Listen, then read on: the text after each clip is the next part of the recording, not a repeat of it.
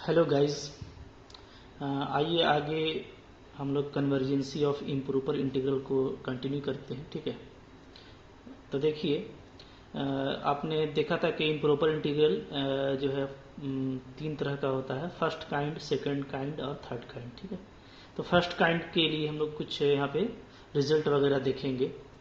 First kind में क्या होता है, आपका लिमिट जो है ना, वो इनफाइनाइट होता है और फंक्शन क्या होता है, बाउंडेड होता है। ठीक है, ध्यान रखिएगा। देखिए नंबर 1 ये आ रहा है कंपैरिजन टेस्ट।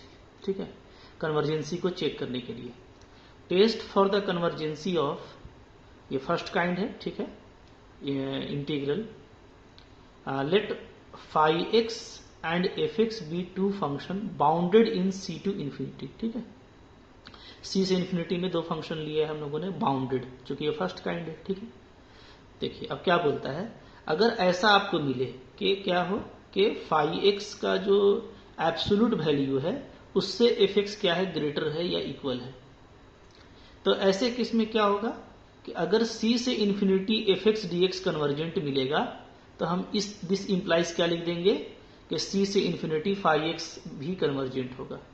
ठीक है, ओके, सिंपल लॉजिक है। जैसे अगर बड़ा कन्वर्जेंट हो गया उस लिमिट में, ठीक है, तो कन्वर्जेंट से छोटा वाला कन्वर्जेंट होता है, ये आप लोग को मैंने बताया था। ठीक है, ओके, इसको याद कर लीजिए। ठीक है, जाहिर सी बात है कि कन्वर्जेंट से छोटा क्या होगा, कन्वर्जेंट, और अगर डाइवर्जेंट हो जाता है और उससे बड़ा बात करते हैं तो डाइवर्जेंट है, अब उसको और बड़ा करेंगे तो और भी वो डाइवर्जेंट हो जाएगा। ठीक है, तो नंबर बी में वही है कि अगर आपका phi x greater than equal to f x है और आपका एफ एक्स क्या है, डाइवर्जेंट है, छोटा वाला अगर डाइवर्जेंट है, दिस इंप्लाइज क्या होगा, ये जो बड़ा वाला फंक्शन है वो भी इंटीग्रल में डाइवर्जेंट होगा, उसका भी इंटीग्रल क्या होगा, डाइवर्जेंट। ठीक है, तो इसको आप लोग वो लॉजिक से भी याद रख सकते हैं। ठीक है, ओके, ये लॉजिक वो कि बड़ा से अगर बड़ा कन्वर्जेंट है, ठीक है, तो उसका छोटा कन्वर्जेंट होगा, और अगर छोटा डाइवर्जेंट है तो उसका बड़ा भी डाइवर्जेंट होगा। ठीक है, इसका देखिए अल्टरनेटिव फॉर्म है एक, क्या है alternative form, if limit extending to infinity, ठीक है, if limit extending to infinity phi f x by g x is a definite number, अगर ये रेशियो आपका लिमिट में डेफिनिट आ जाता है अदर देन जीरो, ठीक है, जीरो के अलावा, then the integral A to infinity f x d x and A to infinity g x d x either converges और डाइवर्ज टूगेदर, ये मतलब कि एक साथ कन्वर्जेंट और डाइवर्जेंट होगा। अगर ये लिमिट का वैल्यू आपका क्या आ जाता है, फाइनाइट नॉन जीरो आ जाता है, तो एक साथ कन्वर्जेंट और डाइवर्जेंट होगा, यानी अगर ये कन्वर्जेंट तो ये भी कन्वर्जेंट, अगर इसमें से कोई एक डाइवर्जेंट तो ये भी डाइवर्जेंट। ठीक है, इस तरीके से एक कन्वर्जेंट और दूसरा डाइवर्जेंट ऐसा नहीं होगा। ठीक है, दोनों या तो कन्वर्जेंट होगा या तो डाइवर्जेंट होगा। Note, although alternative form is available but most useful is main comparison test. ठीक है, ये अल्टरनेटिव फॉर्म है, तो लिख रहा है कि जो हम लोग का अभी हम बताए थे कंपैरिजन टेस्ट, कि अगर बड़ा वाला कन्वर्जेंट है तो उससे छोटा वाला कन्वर्जेंट होगा, अगर छोटा वाला डाइवर्जेंट है तो उससे बड़ा वाला डाइवर्जेंट होगा, वो ज्यादा इंपॉर्टेंट है। ठीक है, number B, comparison test is valid for range A to infinity A greater than zero, ये ध्यान रखिएगा। ठीक है, इस लिमिट पर ये काम करता है। तो अगर आपको कहीं पे लिमिट ऐसा मिल जाए, ठीक है, कहीं पे आपको लिमिट ऐसा मिल जाए माइनस इन्फिनिटी से इन्फिनिटी या जीरो से इन्फिनिटी, तो आपको क्या करना है, इसको पहले टू पार्ट में कन्वर्ट कर लेना है। ठीक है, कैसे करके, I1 प्लस I2 करके, हाँ, जहां आपका क्या होगा, I1 जो है वो जैसे 0 से 1 चला जाएगा, फिर I2 को 1 से इन्फिनिटी ले लीजिएगा ताकि ऐसा होल्ड कर जाए। ठीक है, हम लोग जब इसका एग्जाम्पल करेंगे तो ये ज्यादा क्लियर होगा, अभी बस इसको एक बार आप नोट कर लीजिए। ओके, सी नंबर देखिए, कंक्लूजन ऑफ टेस्ट इज, वो मैंने जो बताया था समरी आपको, if greater function is convergent, मतलब क्या, अगर ग्रेटर फंक्शन का इंटीग्रल कन्वर्जेंट होता है तो क्या होगा, obviously shorter one is also convergent. ठीक है, इसी तरीके से लॉजिक है कि अगर लेसर वन यानी स्मॉलर कह सकते हैं आपको, स्मॉलर अगर डाइवर्जेंट होगा तो उससे ग्रेटर भी आपका डाइवर्जेंट होगा। ठीक है, ओके, लॉजिक से समझना है। कन्वर्जेंट है, कन्वर्जेंट का मतलब क्या है कि फाइनाइट वैल्यू मिल रहा है, अब आप क्या कर दिए कि उससे छोटा ले लिए, ठीक है, फंक्शन, ओके, तो बड़ा वाला का फाइनाइट मिल रहा था, छोटा वाला का डेफिनेटली फाइनाइट मिलेगा, क्योंकि फाइनाइट का छोटा फाइनाइट होता है, ये लॉजिक है, ठीक है। इसी तरीके से अगर आपको डाइवर्जेंट मिल रहा है यानी इनफाइनाइट, तो अब इनफाइनाइट से बड़ा क्या होता है, इनफाइनाइट ही होता है, तो डाइवर्जेंट से बड़ा फंक्शन लेंगे तो डाइवर्जेंट होगा, ये लॉजिक से याद रख सकते हैं, ठीक है। फिर आगे देखिए क्या है, if the condition is opposite to above, यानी अगर ऐसा होगा कि जो है छोटा वाला क्या हो गया, कन्वर्जेंट हो गया, तब हम बड़ा के बारे में कुछ नहीं कर सकते है ना, क्योंकि कन्वर्जेंट है छोटा वाला, तो उसका बड़ा वाला भी कन्वर्जेंट रहेगा, ये कोई जरूरी तो नहीं है, क्योंकि आप बड़ा कर रहे हैं, तो फाइनाइट से बड़ा करेंगे तो फाइनाइट ही रहेगा, ये जरूरी है। इसी तरीके से अगर आपका सपोज कीजिए कि आपका बड़ा वाला डाइवर्जेंट है, ठीक है, तो उसका छोटा वाला, तो छोटा वाला के बारे में कुछ नहीं कर सकते, इसलिए कि बड़ा वाला डाइवर्जेंट है यानी बड़ा वाला इनफाइनाइट है, तो छोटा वाला हो सकता है फाइनाइट हो जाए।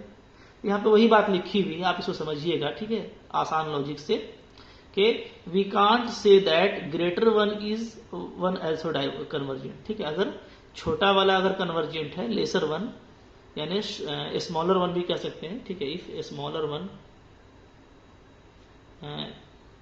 वन इज कन्वर्जेंट, तो हम नहीं कह सकते कि बड़ा वाला भी कन्वर्जेंट होगा, इट मे डाइवर्जेंट, ठीक है, so there be need of other test या एक्सियम, ठीक है। तो ऐसे केस में हम लोग को दूसरे टेस्ट की जरूरत पड़ेगी, ठीक है, हम लोग इससे कुछ नहीं कर सकते। इसी तरीके से अगर बड़ा वाला आपका डाइवर्जेंट है तो हम छोटा वाले के बारे में कुछ नहीं कर सकते, ठीक है, ओके। अच्छा, अब देखिए जब हम लोग कंपैरिजन टेस्ट को अप्लाई करेंगे तो हम लोग जनरली gx का वैल्यू 1/x का पावर n लेते हैं, ठीक है।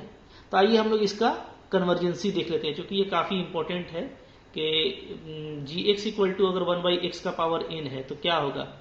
तो देखिए रिजल्ट याद रखिएगा, इसका देखिए कन्वर्जेंसी टेस्ट कर रहे हैं, c से इन्फिनिटी dx/x का पावर n, वही फंक्शन लिया है, ठीक है। देखिए इसका इंटीग्रेशन कैसे करेंगे, i c टू इन्फिनिटी, इसको कैसे लिख सकते हैं, x का पावर माइनस n dx, ठीक है। अब मैं बताया था कि c को क्या ले लेना है, x, तो x ले लीजिए, इसका इंटीग्रेशन क्या हो जाएगा, x का पावर माइनस n प्लस 1, और जो ऊपर में पावर है वही नीचे आता है इंटीग्रेशन में, ठीक है। c से ले लिए x और x को कर दिए इन्फिनिटी को अप्रोच, ठीक है। तो क्या आ गया, limit x tending to infinity 1/1 minus n को बाहर कर दीजिए और लिमिट डालिए, तो x का पावर 1 माइनस n और फिर c का पावर 1 माइनस n, ठीक है। अब यहाँ पे देखिए केस पे डिपेंड करता है, क्या क्या केस है, केस है कि अगर n लेस देन 1 है तो जाहिर सी बात है कि 1 माइनस n क्या होगा, ग्रेटर देन 0 हो जाएगा। तो इस केस में ये जो x है आपका, ये क्या हो गया, ये एक आपका पॉजिटिव वैल्यू है जो सिर्फ न्यूमरेटर में है, तो अब अगर इन्फिनिटी लगाएंगे तो i मेरा क्या हो जाएगा, टेंड्स टू इन्फिनिटी, यानी इंटीग्रल क्या हो जाएगा, डाइवर्ज कर जाएगा, ठीक है। अगर n को हम ग्रेटर देन 1 लेते हैं तो अब 1 माइनस n का वैल्यू क्या हो जाएगा, लेस देन 0, यानी ये जो पावर है ये क्या हो गया, निगेटिव हो गया ना, तो ये नीचे जाएगा 1/x में चला जाएगा, तो 1/x में जब जाएगा तब इन्फिनिटी डालेंगे तो क्या हो जाएगा, तो 1/x का वैल्यू ये हो जाएगा आपका 0, और ये बच जाएगा, ये तो कांस्टेंट है, ठीक है, ये बच गया। तो देखिए ये आ जा रहा है, यानी क्या आ जा रहा है, एक फाइनाइट वैल्यू, ठीक है, यानी इंटीग्रल क्या करेगा, कन्वर्ज करेगा, ठीक है। इसी तरीके से अगर n का वैल्यू 1 लेते हैं केस 3 में, तो 1 लेंगे तो ये पावर क्या हो जाएगा, 0, ठीक है, ये भी पावर 0, तो क्या आ जाएगा बताइए, 1 लेते हैं तो सिंपली यहां से भी देख सकते हैं dx/x बचेगा, इन 1 हो गया c से इन्फिनिटी, ठीक है, और 1/x का इंटीग्रेशन क्या होता है, log x, ठीक है, c से इन्फिनिटी। अब x मेरा किसको अप्रोच करेगा, इन्फिनिटी को, तो x मेरा अगर इन्फिनिटी को अप्रोच करेगा तो log इनफाइनाइट डालेंगे तो डाइवर्जेंट इनफाइनाइट ही आ जाएगा, ठीक है, ओके। तो दो केस पर, एक आपका लेस देन पर, एक आपका इक्वल टू पर क्या आ गया, डाइवर्जेंट, और सिर्फ ग्रेटर देन पे क्या आया, कन्वर्जेंट, ठीक है। तो ये रिजल्ट हम लोगों को एकदम अच्छे से याद कर लेना है। ये प्रूफ तो आप देख लीजिए, प्रूफ भी कभी कभार आया है, लेकिन इस रिजल्ट बहुत इंपॉर्टेंट है, इसका हम बहुत यूज करने वाले हैं इस रिजल्ट का, ठीक है। This is the very important result, क्या है कि dx/xn का integration c to infinity convergent होगा अगर n क्या होगा, ग्रेटर देन, ठीक है, ये नीचे वाला नहीं, ग्रेटर देन 1 से ग्रेटर होगा, ठीक है, ग्रेटर देन 1, और डाइवर्जेंट होगा कब, जब n मेरा क्या होगा, लेस देन इक्वल टू 1, ठीक है, छोटा होगा या तो बराबर होगा। ओके, ये रिजल्ट अभी हम लोगों को बहुत जो है यूज होने वाला है, तो आप इस रिजल्ट को ध्यान में रखिएगा। ठीक है, अब आइए हम लोग कुछ क्वेश्चन देख लेते हैं ताकि ये आपके माइंड में और भी अच्छे से बैठ जाए। ठीक है, ओके, जैसे देखिए एक क्वेश्चन है, क्या है क्वेश्चन, आइए देखते हैं। हम लोग एक क्वेश्चन करेंगे। ठीक है, एक एग्जाम्पल है, एग्जाम्पल। ठीक है, क्या एग्जाम्पल है, आपको बोलता है टेस्ट द कन्वर्जेंसी ऑफ, ठीक है,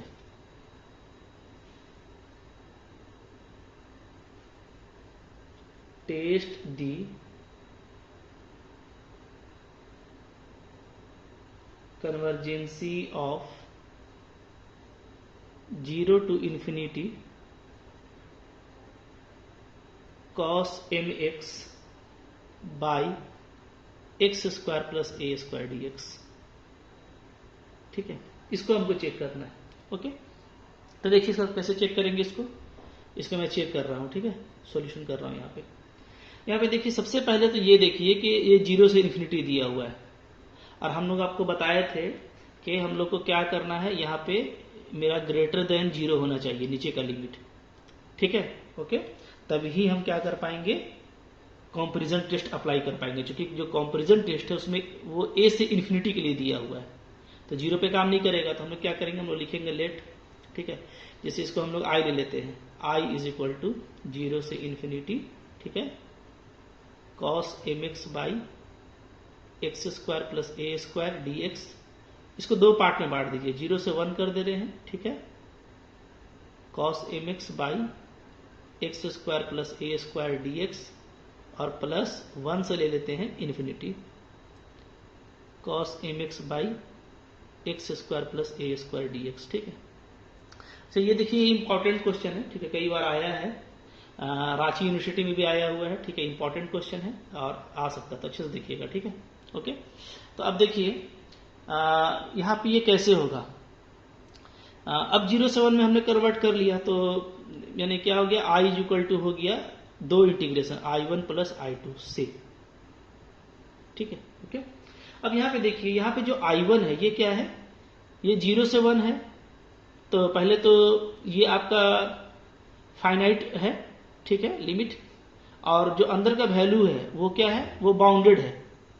ठीक है, ये बाउंडेड है। अभी हम लोग बाउंडेड इसका चेक कर सकते हैं कि कैसे ये बाउंडेड है। ठीक है, तो ये बाउंडेड भी है, तो क्या आ जाएगा कि आपका, ठीक है,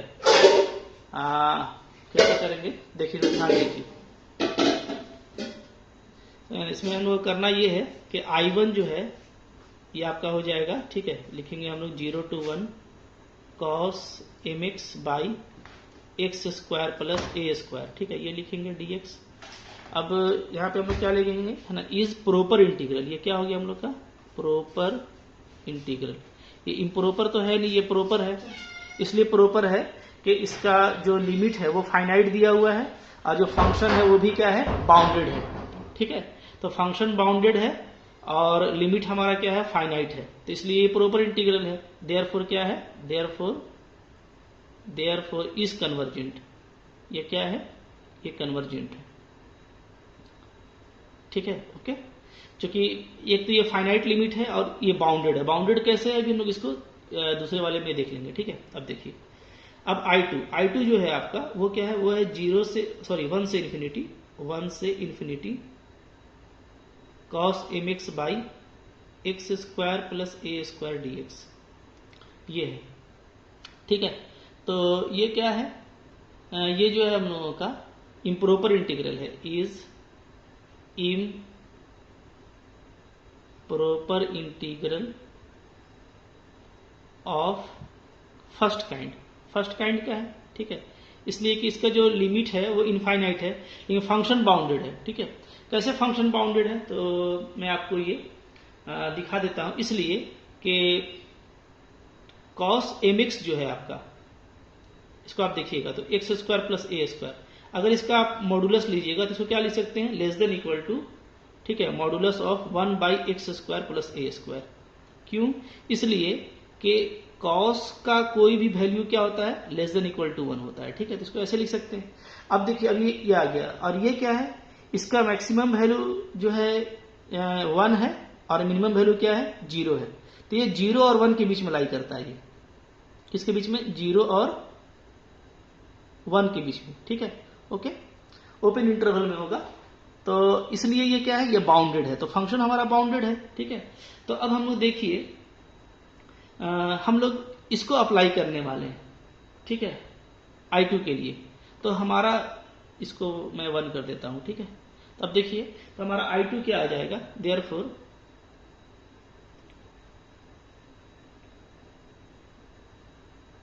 ठीक है।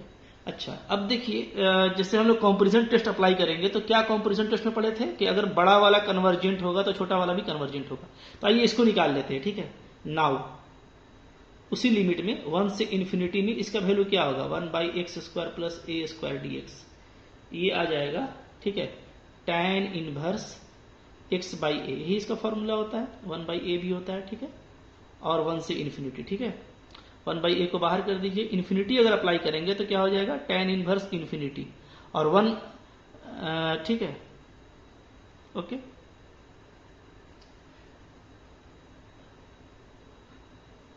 और देखिए 1 हम लोग अप्लाई कर सकते हैं, लेकिन चूंकि a दिया है तो मेरे दिमाग में एक बात आ रही है कि देखिए, हम लोगों ने क्या लिया था, हम लोगों ने यहाँ पे लिया था 0 से 1, ठीक है, और 1 से इन्फिनिटी ले सकते हैं। बट चूंकि a का यूज किया है, ठीक है, और a एक पॉजिटिव नंबर है, तो हम लोग ऐसे लिख लेते हैं, 0 से a और a से इन्फिनिटी, ऐसे भी लिख सकते हैं, ठीक है। बस यहाँ पे कंडीशन क्या है कि a ग्रेटर देन 0 होना चाहिए। तो इससे हमारा काम थोड़ा आसान हो जाएगा, इसलिए मैं ये ले रहा हूं।